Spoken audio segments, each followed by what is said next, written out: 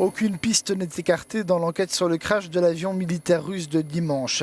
Défaillance technique, erreur de pilotage, mais aussi attentat terroriste.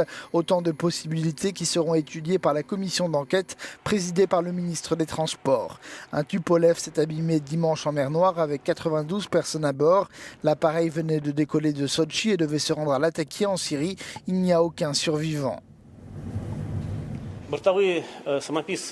Les boîtes noires de ce type d'avion Tu-154 ne sont pas équipées de radars radio, donc nous allons devoir les chercher au milieu des restes de l'appareil et nous espérons qu'elles sont en bon état, a déclaré le ministre russe des Transports. La commission d'enquête travaille sur les possibles raisons du crash. Bien sûr, tout un spectre de possibilités existe et sont étudiées, mais il est prématuré d'en parler pour l'instant.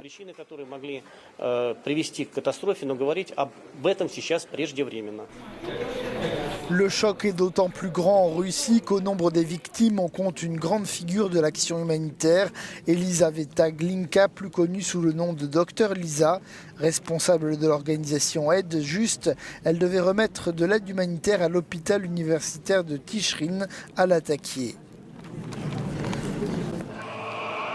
Autre choc, la disparition de 64 membres des Chœurs de l'Armée Rouge qui étaient également à bord de l'appareil. Ces chœurs représentent un symbole de la Russie, un motif de fierté nationale depuis leur création en 1928.